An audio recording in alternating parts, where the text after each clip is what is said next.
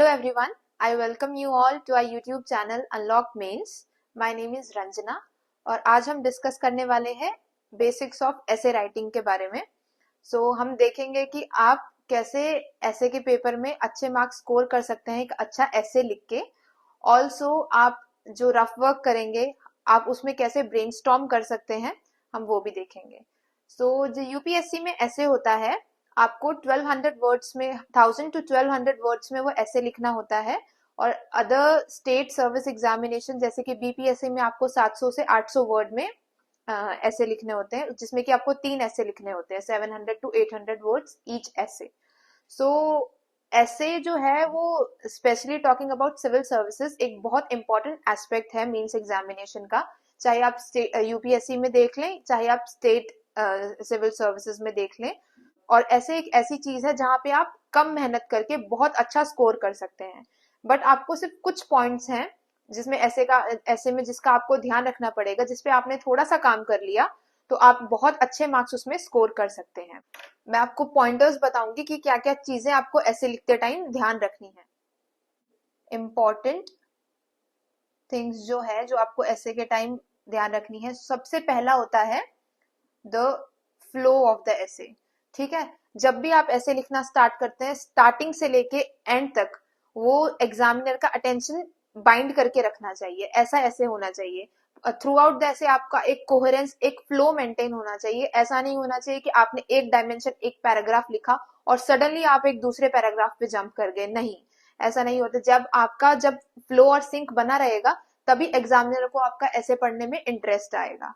Second जो चीज है that you will have to take care about is structuring of the essay. अब structuring क्या है? स्ट्रक्चरिंग में जैसे कि आप आईबीसी फॉर्मेट का introduction, body, conclusion general studies में लिखते हैं, वैसे ही ऐसे में भी इंट्रोडक्शन, बॉडी और कंक्लूजन होता है. बट ये जनरल स्टडीज से थोड़ा डिफरेंट होता है. जीएस में हम क्या करते हैं, हम पॉइंटर्स लिखते हैं, कीवर्ड्स लिखते हैं. बट इसमें ऐसा नहीं है. इसमें आपको प्रॉपर एक्सप्लेनेशन, आर्ग्यूमेंट्स और एग्जाम्पल को भी एक्सप्लेन करके लिखना पड़ेगा. ऑल्सो यहाँ पे आपको पॉइंट्स में नहीं पैराग्राफ्स में लिखना पड़ता है. ऐसे में आप पॉइंट्स में लिखोगे तो वो एक जीएस के आंसर के जैसा लिखेगा जिसमें आपको कोई मार्क्स नहीं मिलेंगे. ठीक है, और इसमें भी आप कोशिश करिए स्ट्रक्चरिंग में कि अगर आप एक पेज में जो भी कंटेंट लिख रहे हैं उसको एटलीस्ट 2 to 3 पैराग्राफ्स में डिवाइड करें. अगर आप सिर्फ स्टार्टिंग से लिखते हैं और लास्ट लाइन तक सिर्फ एक ही पैरा लिखते हैं तो वो एग्जामिनर का जो इंटरेस्ट होता है स्टार्टिंग में वो इंटरेस्टिंग लगता है, लेकिन बाद में वो एग्जामिनर को बहुत बोरिंग लगने लग जाता है और वो नहीं पढ़ना चाहता. सो आई वुड सजेस्ट कि आप एटलीस्ट 2 to 3 पैराग्राफ्स पर पेज लिखिए.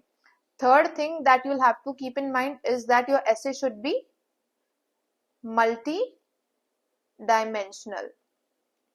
तो आप जितने चाहे उतने डायमेंशंस अपने ऐसे में डाल सकते हैं, but I would personally suggest कि एटलीस्ट आप 7 to 8 डायमेंशंस आपके जो ऐसे के जो बॉडी वाला पोर्शन है उसमें रखें, क्योंकि वो आपके एक डाइवर्स अप्रोच को, एक डाइवर्स थिंकिंग को दिखाता है. ठीक है, और इसमें क्या है, आपको स्कोप ऑफ क्रिएटिविटी भी मिल जाता है. आप डिफरेंट डायमेंशन से आप डिफरेंट एग्जाम्पल्स जब डालेंगे तो वो आपकी क्रिएटिविटी दिखाता है और ये दिखाता है आप कितना अवेयर है अपने सराउंडिंग से, स्पेशली अगर आपने करंट अफेयर रिलेटेड एग्जाम्पल्स डाले हैं तो. और fourth thing is the relevance of the essay. So your essay should be relevant to the topic of the essay. ज्यादातर क्या होता है, लोग स्टार्ट इंट्रोडक्शन बहुत अच्छा लिखते हैं, रेलेवेंट भी लिखते हैं, बट वो जैसे जैसे ऐसे के मिड में आते हैं वो अपने टॉपिक से ही डाइवर्ज हो जाते हैं. फॉर एग्जाम्पल, अगर किसी ऐसे में suppose take the example of environment pollution. अगर इन्वायरमेंट पॉल्यूशन के चैलेंजेस और इनिशिएटिव से रिलेटेड कोई ऐसे है तो बच्चे क्या करते हैं, 4 to 5 पेजेस में सिर्फ उसके कॉजेज एंड फैक्टर्स ही लिखते हैं, जो कि ऐसे में पूछा ही नहीं है and it is not the demand of the ऐसे. तो उससे क्या, आप कितने भी एग्जाम्पल लिखो, आप कितनी भी क्रिएटिविटी दिखाओ, you will not fetch marks, क्योंकि आपने वो रेलेवेंट लिखा ही नहीं है. And lastly is I would say is the rough work.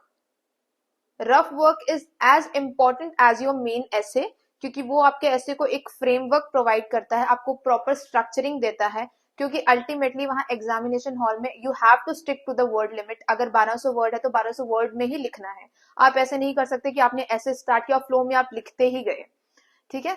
क्योंकि ऐसे भी बच्चे हैं, सपोज यूपीएससी में जैसे 2 ऐसे लिखे हैं, 2 ऐसे आपको मिलते हैं, तो आई हैव सीन स्टूडेंट जो स्टार्टिंग में उनको दोनों ऐसे उनके बहुत अच्छे से आते हैं, बट वो फ्लो में इतना बह जाते हैं कि पहले ऐसे ही वो 2 घंटे में लिखते हैं, तो सेकंड ऐसे के लिए उनके पास 1 ही घंटा बचता है, जिसके चक्कर में उनका सेकंड ऐसे भी खराब होता है और उनको अच्छे मार्क्स नहीं मिल पाते, डिस्पाइट कि उनके पास कंटेंट भी होता है और उनके पास मल्टी डायमेंशनल अप्रोच होता है, उनकी थॉट प्रोसेस बहुत अच्छी होती है, बट वो टाइम मैनेज नहीं कर पाते। क्यों?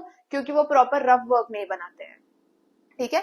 सेकेंडली आपको रफ वर्क में क्या होता है, आपको एक तो फ्रेमवर्क देगा, आपके ऐसे को स्ट्रक्चरिंग देगा, एंड जो आप कंटेंट लिखने वाले हो, जो आप डायमेंशंस लिखने वाले हो, वो आप रफ वर्क में ही डिसाइड कर लेते हो कि आप कौन कौन से डायमेंशन में कौन कौन से एग्जाम्पल्स आपको लिखने हैं, वो भी आप रफ वर्क में लिखेंगे। ट्रस्ट में वही आप ऐसे में लिखेंगे। ऐसे लिखते टाइम आपको कोई और चीजें अलग से ध्यान आएंगी ही नहीं। मेन जो चीज है वो आपकी रफ वर्क ही है। जितना अच्छे से आप रफ वर्क में ब्रेनस्टॉर्मिंग करेंगे और पॉइंट्स डालेंगे, उतना ही अच्छा आपका ऐसे होगा।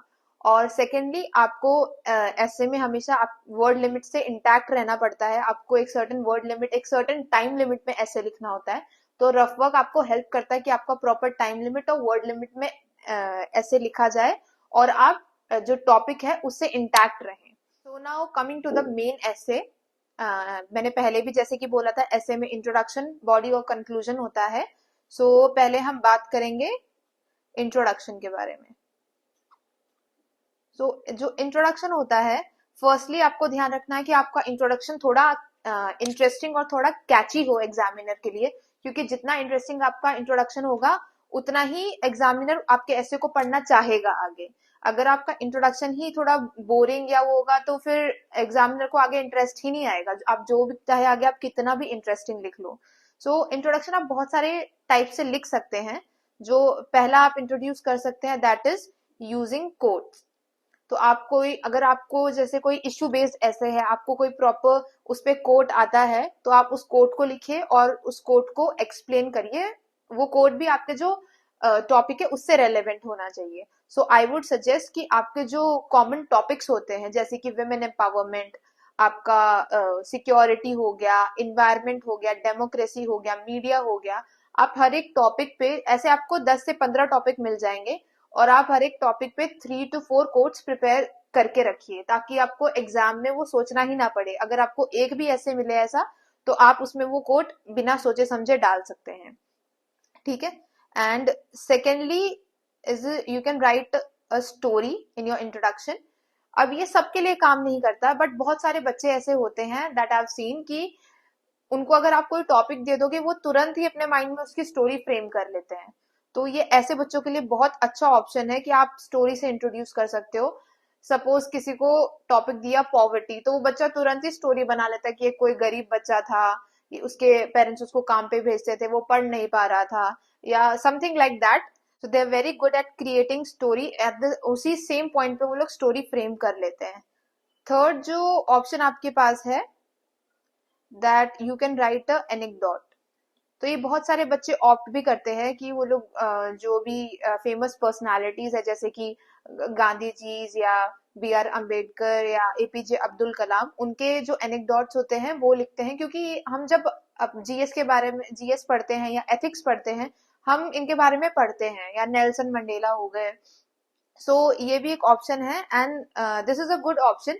बट मैं एक चीज, छोटी सी यहाँ पे चीज सजेस्ट करूंगी, अगर एनेक्डोट की जगह अगर आप कोई मतलब रियल लाइफ एग्जाम्पल से हटके, अगर आप कोई मूवी आपने कोई अच्छी देखी है, उसमें से कोई एनेक्डोट निकाल सके, या आपने कोई अच्छी बुक पढ़ी है, उसमें से कोई एनेक्डोट निकाल के आप, जो कि रेलेवेंट हो आपके टॉपिक से, आप वो लिखें।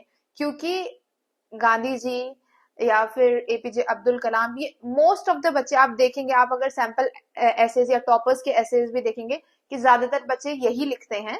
तो आप ये लिख सकते हैं, मैं ये नहीं कह रही कि आप इसे मत लिखिए। अगर आपके पास कोई और ऑप्शन नहीं है, आपको कुछ और याद नहीं, तो you can definitely go with this. But अगर आपके पास है, अगर आपको कोई मूवी का एनेक्डोट याद है, या आपने कोई बुक में कुछ कुछ नॉवल में कुछ पढ़ा है, तो आप वो फर्स्ट चॉइस पे रखिए। And fourth way to introduce essay is some recent example. या कोई भी करंट इशू जो कि न्यूज में चल रहा हो, that is also very good way of writing the ऐसे।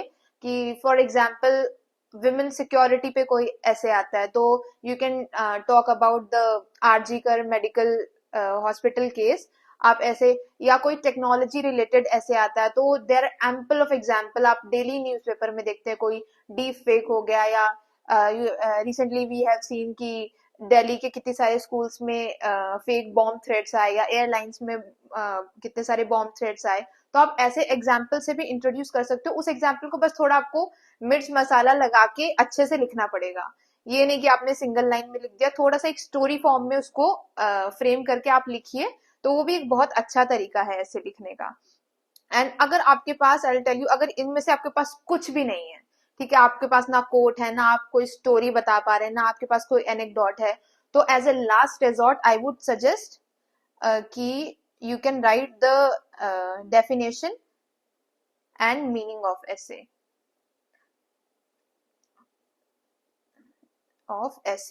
टॉपिक। जो भी आपका ऐसे का टॉपिक है, अगर उसमें कोई कीवर्ड है आप उसको डिफाइन करके, या फिर ऐसे का जो स्टेटमेंट है आप उसको भी एक्सप्लेन कर सकते हैं। But this I would suggest कि ये आप अपना लास्ट रिजॉर्ट रखें, जब आपको कुछ भी नहीं, जो मैंने ऊपर आपको बताया इनमें से कुछ भी काम ना आए। और एक आपको स्पेशल टाइप का इंट्रोडक्शन मैं बताती हूँ। जो भी मैंने ये कोट, स्टोरी, एक्सप्लेनेशन या एग्जाम्पल बताया, आप इनमें से कोई दो चीजों को कंबाइन करके भी आप इंट्रोडक्शन बना सकते हैं। कि combination of any of the above, ठीक है। इसमें मैं आपको एग्जाम्पल के थ्रू समझाऊंगी। फॉर एग्जाम्पल आपका ऐसे का टॉपिक है कि the world must learn to work together और finally it will not work at all। Suppose ये आपका ऐसे का टॉपिक है कि the world must learn to work together और finally it will not work at all. इसको आप कैसे इंट्रोड्यूस कर सकते हैं? तो इसमें आप जैसे कि कोई कोट लिख सकते हैं, जैसे कि it is easier to break 10 sticks one at a time than a bundle of 10 sticks tied together। ठीक है, आप कोई भी कोट लिख सकते हैं, ये जरूरी नहीं है कि वो कोट किसने कहा है, ये आपको बताना ही पड़ेगा। अगर आपको सिर्फ सिंपल कोई कोट याद है आप वो लिख सकते हैं, बस वो रेलेवेंट होना चाहिए टॉपिक से रिलेटेड। अब इसमें जो मैंने आपको एग्जांपल बताया, that the world must learn to work together और finally it will not work at all, इसमें आप ऐसे इंट्रोडक्शन में कोट लिख सकते हैं, फिर आप इस कोट का कोई एक्सप्लेनेशन दे सकते हैं, एंड इसको फिर आप ऊपर जो आपका ऐसे का टॉपिक है उससे लिंक करिए। जैसे कि आप लिख सकते हैं कि the above quote highlight the importance of togetherness, क्योंकि जो आपका ये वाला ऐसे है, इसका जो कीवर्ड है ये क्या बता रहा है हमें, importance and value of being together, of unity, ये बता रहा है। और इसको फिर आप पहले अपने टॉपिक से लिंक करिए, उसके बाद इसमें आप एक एग्जाम्पल भी ऐड कर सकते हैं, जैसे कि आप ओजोन होल के बारे में इसमें डिस्कस कर सकते हैं, होल इन ओजोन लेयर, कि आप बता सकते हैं कि कैसे 1970s में जो साइंटिस्ट थे उन्होंने ओजोन होल डिस्कवर किया, it created a havoc in the world, but ultimately क्या हुआ, 80s में आके सारे countries they came together and they form Montreal Protocol, ठीक है, which is the only globally ratified treaty till date. तो this shows the power and importance of being together and unity. तो आप ऐसे करके एक्सप्लेन कर सकते हैं। तो इसमें हमने क्या देखा, हमने इसमें कोट भी यूज किया, उस कोट को एक्सप्लेन भी किया, और हमने इसमें एग्जाम्पल भी ऐड करा। और एग्जाम्पल भी हमने कोई बहुत यूनिक ऐड नहीं किया, सबको पता है, जो लोग भी जनरल स्टडीज पढ़ते हैं ये एग्जाम्पल हर किसी को पता होता है। सो पॉइंट इज नॉट कि आप कितना यूनिक कंटेंट लिखते हैं, तो मेन पॉइंट है कि आप उस कंटेंट को किस तरह से प्रेजेंट कर रहे हैं, ठीक है, आप कितना इंटरेस्टिंग बना के उसको अपने इंट्रोडक्शन या फिर बॉडी में या फिर जो भी कंक्लूजन में ऐड कर रहे हैं, तो वो ज्यादा इंपॉर्टेंट है, ठीक है। सो इंट्रोडक्शन हो गया, coming to the body of the essay. So लेकिन बॉडी से पहले आपको इंट्रोडक्शन और बॉडी के बीच एक लिंक सेट करना पड़ेगा ताकि आपका ऐसे का फ्लो बना रहे। आप ऐसे नहीं कर सकते आपने 2 या 3 पैराग्राफ इंट्रोडक्शन के लिखे, उसके बाद आप डायरेक्ट डायमेंशंस पे जंप कर गए, पॉलिटिकल और इकोनॉमिक डायमेंशन, नो, क्योंकि वो आपका फ्लो बिगाड़ देगा ऐसे का। So you should have a linking statement. Linking statement हो गया, या कोई कोट हो गया, आप कोट भी ऐड कर सकते हैं, या सिंपली जो बहुत सारे बच्चे करते हैं वो क्या करते हैं कि एक छोटा सा पैराग्राफ लिख देते हैं जिसमें वो ये बताते हैं कि वो आगे आने वाले ऐसे में क्या क्या लिखने वाले हैं। In this essay we are going to talk about this and this. तो वो भी बता, आप वो भी कर सकते हैं, कोई प्रॉब्लम नहीं है। बस आपका एक कोहेरेंस, एक फ्लो मेंटेन रहना चाहिए, और जो एग्जामिनर है उसको आइडिया होना चाहिए कि ठीक है आपने इंट्रोडक्शन लिख लिया, अब आप बॉडी में ये चीज डिस्कस करने वाले, उसके दिमाग में वो सेट हो जाएगा कि आपके डायमेंशंस क्या क्या हैं ऐसे में। So that is also very nice way to go with. So now coming to the body of the essay. So body of the essay, जैसे कि मैंने स्टार्टिंग में भी बताया था कि it should contain many dimensions. So आपकी body multi dimensional होनी चाहिए, प्रेफरेबली 7 to 8 डायमेंशंस उसमें होने चाहिए, ठीक है। Second is coherence. जो भी आप डायमेंशंस आपकी बॉडी में लिखेंगे वो टॉपिक से भी लिंक होने चाहिए और उनका आपस में भी लिंक होना चाहिए, तभी आपका एक प्रॉपर फ्लो मेंटेन रहेगा, ठीक है। और इस कोहेरेंस के लिए आई वुड सजेस्ट कि आप बहुत सारे कीवर्ड्स यूज कर सकते हैं। कीवर्ड्स जैसे कि similarly,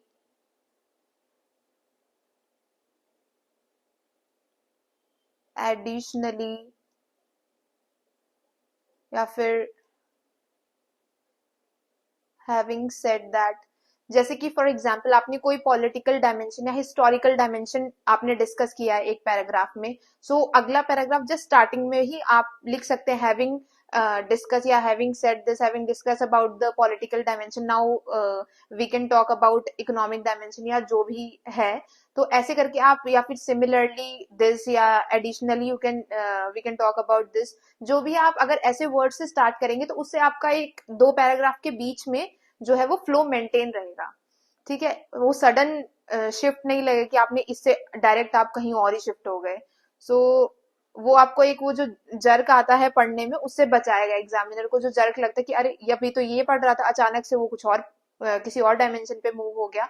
so this will help you to maintain the flow of the essay. Second, third thing is your essay should be analytical. Analytical मतलब उसमें प्रॉपर आर्ग्यूमेंट्स होनी चाहिए, एक्सप्लेनेशन होनी चाहिए, एज वेल एज एग्जाम्पल्स होनी चाहिए। क्योंकि आप जनरल स्टडीज में हम लोग करते हैं कि हमने 2 पॉइंट्स दिए, उसके एग्जाम्पल लिखे, और उसके बाद अगले 3 पॉइंट में हमने एग्जाम्पल नहीं लिखे। बट ऐसे में विदाउट जस्टिफिकेशन अगर आप पूरा पेज भी आर्ग्यूमेंट्स के में लिख रहे हैं और उसको कुछ जस्टिफाई नहीं कर रहे हैं, it will not fetch you marks, trust me. So इसमें बहुत जरूरी है, फर्स्ट थिंग इज एक्सप्लेनेशन, या जो भी आप आर्ग्यूमेंट्स देंगे, एंड सेकेंड इज एग्जाम्प्लिफिकेशन, ठीक है। तो ये 2 चीजें बहुत ही जरूरी हैं। अब मैं आपको बताऊंगी कि आप क्या क्या अप्रोचेस कर सकते हैं, जो ऐसे लिखने के डिफरेंट अप्रोचेस, बॉडी में आप क्या क्या डायमेंशन किस किस तरह से सोच सकते हैं। So will talk about different approaches of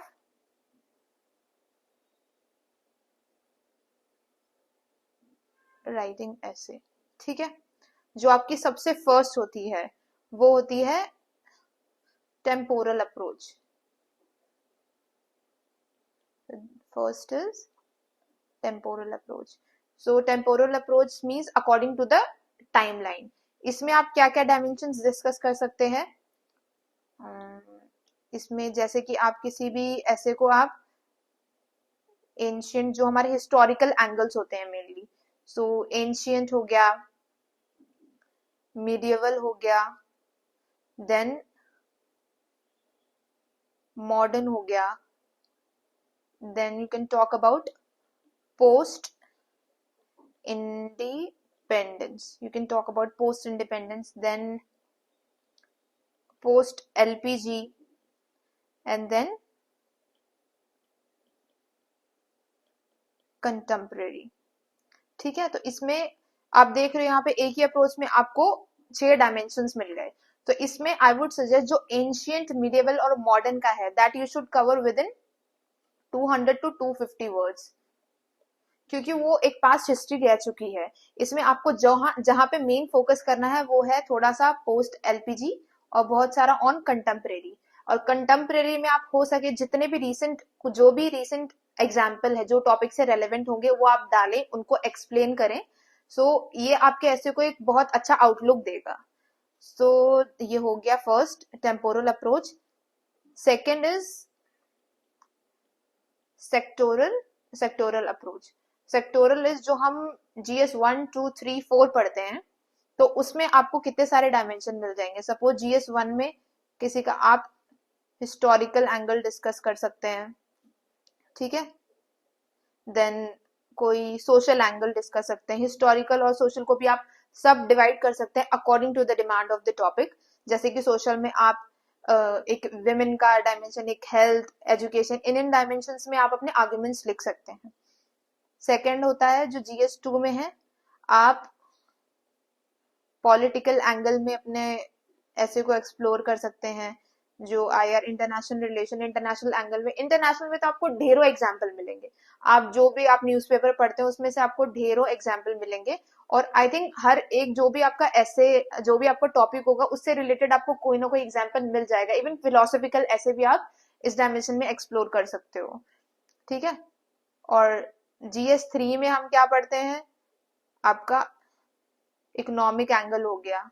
economic में भी आपको बहुत सारे एग्जाम्पल, पोस्ट एलपीजी या प्री एलपीजी के जो भी है, या कुछ भी आपको, आप जो भी आप टॉपिक्स पढ़ते हो इकोनॉमिक्स में या फिर एनवायरमेंट में, आपको लिखना वही सब है। ऐसे में भी बस आपको पॉइंटर फॉर्मेट में नहीं, आपको पैराग्राफ फॉर्मेट में उसको थोड़ा सा एक्सप्लेन करते हुए लिखना है, बस वही करना है। और थर्ड थिंग हो गया इसमें सिक्योरिटी रिलेटेड। सिक्योरिटी में तो ढेरों एग्जाम्पल है साइबर सिक्योरिटी से रिलेटेड। अगर आपको टेक्नोलॉजी पे ऐसे आया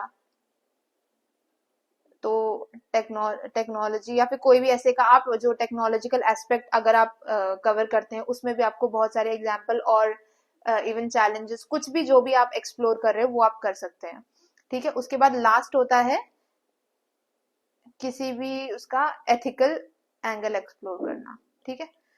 तो अब आप देखिए कितने सारे डायमेंशंस हो गए जो आप, मैंने आपको 7 to 8 बोला था, आपको इन्हीं में ही मिल जाएंगे। सो जो भी आप GS में पढ़ रहे हैं आपको वही यहाँ पे रिप्रेजेंट करना है। मैं बार बार इसी पे एम्फोसाइज कर रही हूँ, ये इसलिए क्योंकि आपको ऐसे के लिए कोई अलग से कंटेंट तैयार नहीं करना होता है। आपको बस एक सोचने का डायरेक्शन होता है, आपको अपने माइंड को फ्री छोड़ना है, उसको जहां दौड़ना है दौड़ने दो, दौड़ दौड़ के बस पॉइंट्स कलेक्ट करने हैं आपको। अब जो थर्ड अप्रोच है वो है स्टेक होल्डर्स अप्रोच। इसमें आप अपने ऐसे को डिफरेंट डिफरेंट जो स्टेक होल्डर्स है अकॉर्डिंग टू द टॉपिक, उसमें एक्सप्लोर कर सकते हैं। स्पेशली ये कोई जो ऐसे होता है जिसका जो कोर मीनिंग होता है वो कोई एथिकल वैल्यू होती है, उसमें आप ये यूज कर सकते हैं। जैसे कि किसी भी ऐसे का जो है कोर मीनिंग, कोई ऑनेस्टी के बारे में है, कोई इंटेग्रिटी के बारे में है, कोई कोर वैल्यू जैसे हम एथिक्स में पढ़ते हैं, तो उसको आप डिफरेंट डिफरेंट स्टेक होल्डर्स के थ्रू एक्सप्लेन कर सकते हैं। इसमें कौन कौन से स्टेक होल्डर्स है, मेनली फर्स्ट आता है इंडिविजुअल लेवल, हमेशा start from the bottom, okay. So individual level, second is family level. इनको सिर्फ एक्सप्लेन नहीं करना, इनमें एग्जाम्पल्स भी आपको लिखने पड़ेंगे, जो कि आप जब रफ वर्क बनाते हैं तो इंडिविजुअल लेवल पे जो भी आपका, सपोज कोई आपकी अंडरलाइंग वैल्यू इंटीग्रिटी है, उसमें आपको एग्जाम्पल सोचने की ही जरूरत नहीं है, क्योंकि आप एथिक्स में इतने एग्जाम्पल्स पढ़ते हो, उसको थोड़ा सा बस 2 से 3 लाइन में एक्सप्लेन करके आपको लिखने हैं, ठीक है। सो फैमिली हो गया, देन सोसाइटल लेवल हो गया, देन इंस्टीट्यूशनल लेवल हो गया, फिर देन कम्स द नेशनल और इंटरनेशनल। तो ये सब जो स्टेक होल्डर अप्रोच है, ये ज्यादातर जैसे कि मैंने बताया कि अगर कोई अंडरलाइन वैल्यू होती है ऐसे में, उसको आपको एक्सप्लेन करना होगा, तो आप इन सब डायमेंशंस में एक्सप्लोर कर सकते हो। जो लास्ट अप्रोच है that I would tell you is the issue based approach. जैसे कि नाम से ही पता चल रहा है इश्यू बेस्ड, तो जो आपके इश्यूज वाले ऐसे होते हैं, सपोज कोई इन्वायरमेंटल इशू हो गया, सोसाइटल इशू हो गया, वैसे ऐसे इसको अगर आपको लिखना हो तो आप ये इन सब डायमेंशंस में लिख सकते हैं। जैसे पहले तो आप जो भी कॉन्सेप्ट होगा, जो भी आपका ऐसे में, उसको एक्सप्लेन करें, उसके स्टैटिस्टिक्स दें, उसका डाटा दें। जैसे कि फॉर एग्जांपल एनवायरमेंट पॉल्यूशन हो गया, आपके पास आपको कोई बहुत अच्छी रिपोर्ट पता है जो कि हम जीएस में पढ़ते टाइम मतलब पढ़ते ही हैं प्रिपेयर करते टाइम, आप वो यहाँ पे कोट कर सकते हैं। ठीक है, उसके क्या कॉजेज हैं, कॉजेज हो गया, फैक्टर हो गया, ये जनरली जीएस बेस्ड अप्रोच है एक्चुअली में। थर्ड उसके इम्प्लीकेशंस हो गए। अब ये जो इम्प्लीकेशंस वाला पार्ट है, इसको भी आप सब डिवाइड कर सकते हैं कि उसके इम्प्लीकेशन वही इंडिविजुअल लेवल पे क्या है। अगर ऐसे में इम्प्लीकेशन स्पेसिफिकली पूछा है, उसके कोर मीनिंग में है कि आपको इम्प्लीकेशन लिखना है, तो आप इसको सब डिवाइड कर सकते हैं, इंडिविजुअल लेवल, फैमिली लेवल, जैसे कि हमने स्टेक होल्डर अप्रोच में देखा। तो इससे क्या हुआ, आपने दो अप्रोच थी, इश्यू बेस्ड और स्टेक होल्डर बेस्ड, दोनों को कंबाइन कर दिया। ठीक है, आप ऐसे ऐसे आप जो भी बाकी है इसको सब डिवाइड करके आप किसी दो अप्रोच को कंबाइन भी कर सकते हैं। ठीक है, इम्प्लीकेशंस हो गया, देन गवर्नमेंट इनिशिएटिव्स हो गया, जो भी गवर्नमेंट इनिशिएटिव कर ले रही है, जो भी गवर्नमेंट एफर्ट्स है, स्कीम हो गई, कुछ भी आप बहुत सारे एग्जांपल कोट कर सकते हैं according to the demand of the topic. Then challenges क्या हैं, चैलेंजेस या लूप होल्स हो गए, जो भी आप इनिशिएटिव्स या एफर्ट्स बताएंगे उसमें। और उसके बाद वे फॉरवर्ड, जो कि आप कंक्लूजन में डाल सकते हैं। वे फॉरवर्ड है जो भी सजेशंस आपको देने हो, जो चैलेंजेस जो आपने मेंशन करे होंगे, कोशिश करना इन चैलेंजेस को टैकल करने के लिए आप क्या क्या इनिशिएटिव्स और ऐड कर सकते हैं या ले सकते हैं सजेशंस, वो आप डालें। सो ये हमारा हो गया कैसे आपको बॉडी के डायमेंशंस लिखने हैं। सो अब आपको मैं एक और बताती हूँ, कभी कभी क्या होता है कि कुछ फिलोसफिकल टॉपिक्स ऐसे होते हैं जो हम इनमें से किसी डायमेंशन में उसको एक्सप्लोर कर नहीं पाते, तो अब उसमें क्या करें। ठीक है, तो ये मैं आपको एक फंडा बताती हूँ। इसमें क्या है, अगर ये कोई भी काम ना करे, सो आस्क क्वेश्चंस। सो आस्क क्वेश्चन से मेरा मतलब क्या है, कोई भी जो भी स्टेटमेंट दिया है उससे रिलेटेड अपने आप को क्वेश्चन पूछो, और सिर्फ पूछो ही नहीं, उसको लिखो, क्योंकि उन क्वेश्चन के आंसर ही आपका पूरा ऐसे है। ठीक है, ये मैं आपको एग्जाम्पल से बताऊंगी। ये स्पेशली आपको जो थोड़े टफ फिलोसफिकल ऐसे होते हैं उसमें काम आएगा। सो एक यूपीएससी में ही जैसे कि ऐसे आया था, there are better practices to best practices. So इसमें आप क्या क्वेश्चन पूछ सकते हैं। फर्स्ट क्वेश्चन होना चाहिए कि व्हाट आर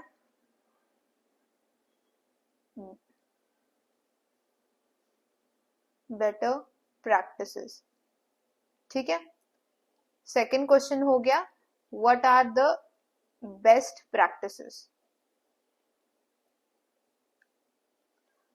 ठीक है, थर्ड हो गया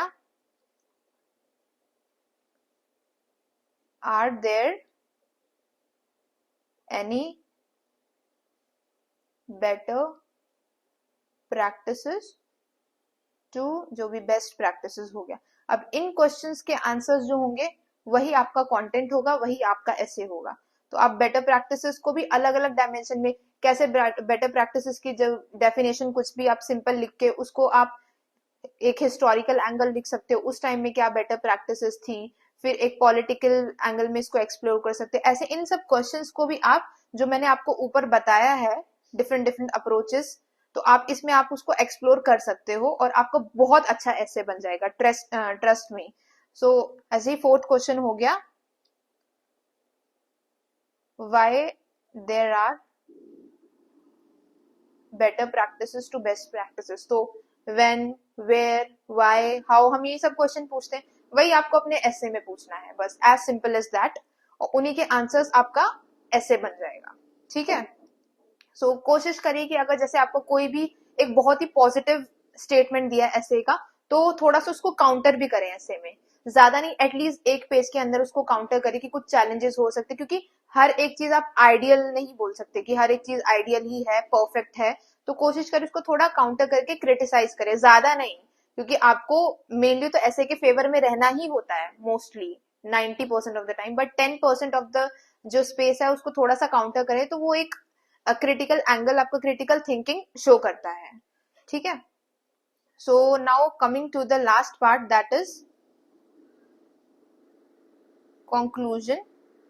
कंक्लूजन में हमको, पहले मैं ये बताऊंगी हमें कंक्लूजन में क्या क्या नहीं करना चाहिए। So first is never ask a question in the conclusion. Conclusion में आप कभी भी कोई क्वेश्चन मत पूछिए, क्योंकि, और दूसरा है कि आप कोई नया डायमेंशन मत ओपन करें, क्योंकि आप कोई भी क्वेश्चन पूछेंगे या कोई भी नया डायमेंशन ओपन करेंगे, आपको उसका आंसर देना ही पड़ेगा, और आप नहीं देंगे तो वो आपका कंक्लूजन पूरा ऐसे ही ओपन एंडेड होगा, तो आपने पहले कितना भी अच्छा लिखा हो, आपको अच्छे मार्क्स नहीं मिलेंगे। ठीक है, तो ये चीजें आप हमेशा ध्यान रखिए। और थर्ड, एक और चीज जो ध्यान रखने वाली बात है कि never and your essay on a negative note. कभी भी नेगेटिव नोट पे नहीं एंड करना चाहिए, हमेशा be optimistic, and you, it should show your forward looking mindset और अप्रोच। ठीक है, क्योंकि ऐसे मेनली आपकी थॉट प्रोसेस ही चेक करता है, आप कैसा सोच सकते हैं, आप किस किस एंगल में सोच सकते हैं, आप कितना पॉजिटिव रह सकते हैं, आप किसी नेगेटिव चीज को में भी कैसे आप पॉजिटिव सॉल्यूशन आप ढूंढ सकते हैं, मेनली वही चेक हो रहा है यहाँ पे। ठीक है, तो अब मैं आपको कंक्लूजन के भी कुछ 2-3 टिप्स दूंगी, जैसे कि